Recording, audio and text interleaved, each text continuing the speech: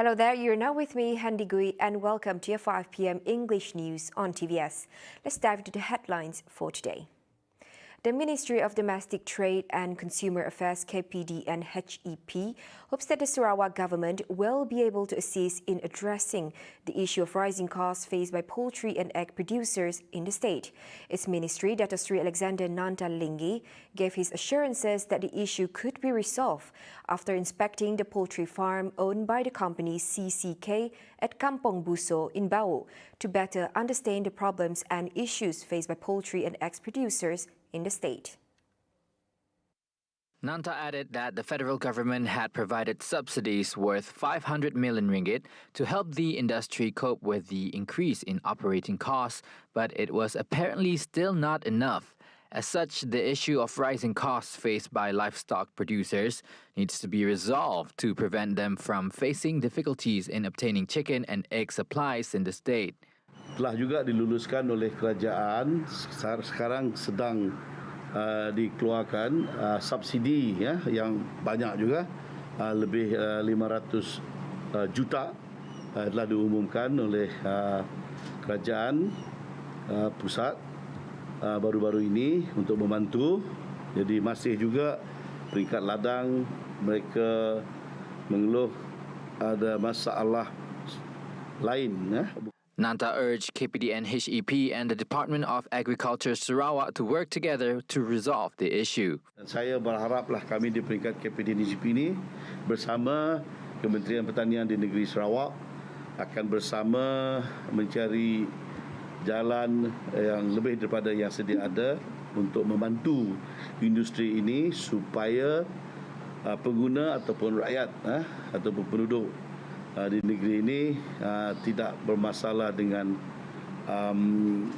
ketidakcukupan ataupun tidak keberadaan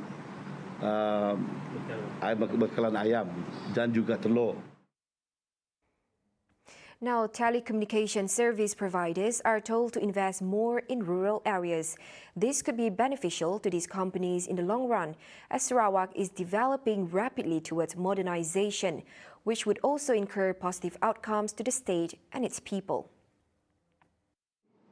Pihak kerajaan negeri ataupun kerajaan pusat telah menyediakan peruntukan yang begitu besar sekali untuk membolehkan kita menyediakan perkhidmatan ini sampai ke seluruh pelosok Sarawak. Sebab sasaran kita ialah supaya menjelang tahun 2025 Sarawak akan diliputi oleh internet coverage pada keseluruhannya. Memang banyak isu yang kita dengar. Ada menara telco tetapi kualinya tak ada. Jadi ini menjadi isu yang besar. Jadi itu oleh itu juga maka saya telah menyeru kepada semua penyedia perkhidmatan telekomunikasi Sarawak, Sercom, Maxis, Digi dan U-Mobile supaya melabur dan tidak bimbang untuk datang ke kawasan luar bandar. Kerana kerajaan sudah membina banyak menara telco dan banyak lagi yang akan dibina untuk membolehkan servis provider ini datang di kawasan luar bandar. Julaihi's ministry held a dialogue session with telecommunications service providers 3 days prior to come up with a solution to the ongoing internet coverage problems in Sarawak. Besides service providers, several government agencies such as the Sarawak Multimedia Authority (SMA), the Malaysian Communications and Multimedia Commission (MCMC), SACOFA and Science were also involved during the dialogue session. Jadi kita gabungkan dua-dua sekali, kita cari bagaimana cara yang terbaik untuk kita menyelesaikan ataupun berusaha untuk dapat menyediakan kemudahan internet coverage, jalur ke internet, wifi dan sebagainya di seluruh Sarawak.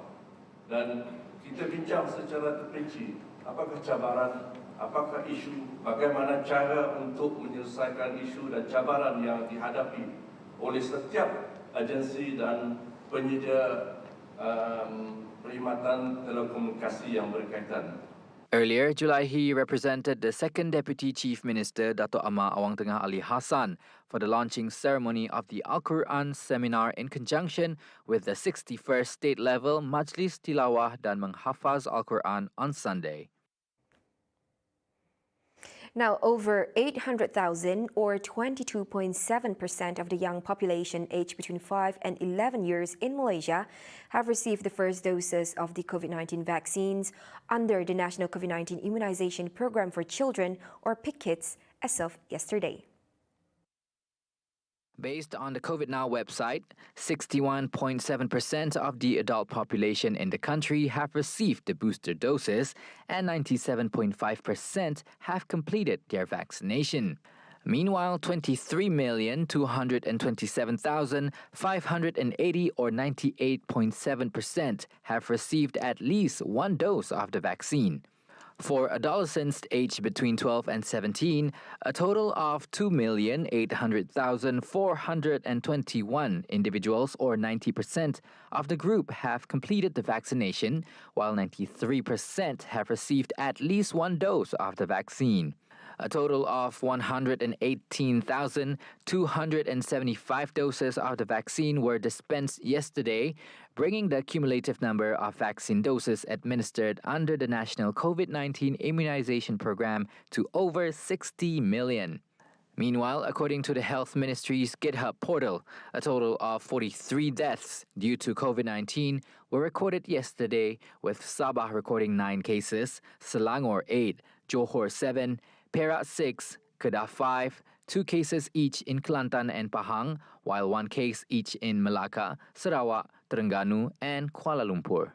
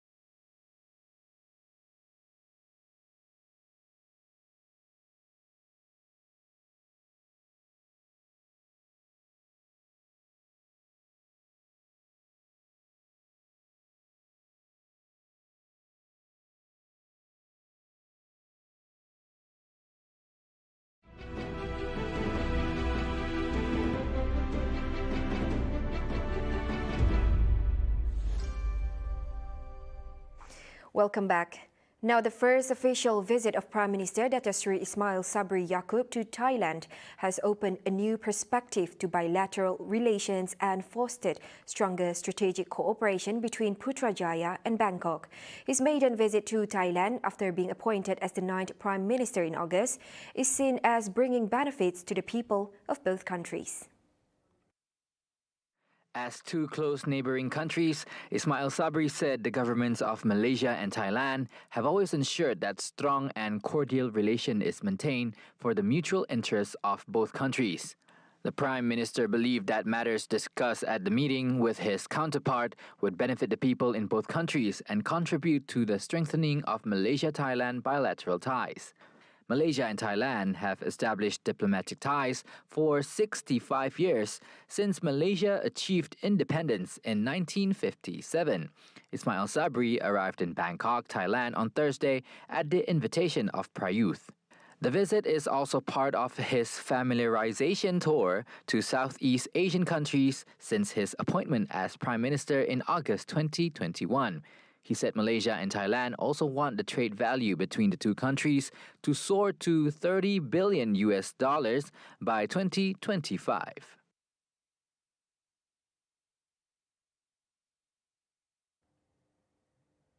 Nine Malaysians, together with two of their dependents and a Singaporean, had been evacuated from Ukraine and arrived safely in Poland. Foreign Minister Datuk Seri Saifuddin Abdullah said the convoy was received by two officials from the Malaysian embassy in Poland and is now heading to the country's capital. Meanwhile, Wisma Putra tweeted that the convoy safely arrived at Korchowa-Krakowec at Ukraine's border and Poland at 5:45 a.m. Malaysia time, February 26, 10:45 p.m. local time. Yesterday, Prime Minister Datuk Seri Ismail Sabri Yaakob said the government's priority was to ensure that Malaysians in Ukraine were safe, with the evacuation of the remaining Malaysian citizens being actively carried out. Russian President Vladimir Putin on Thursday announced a special military operation in the Donbas region, eastern Ukraine.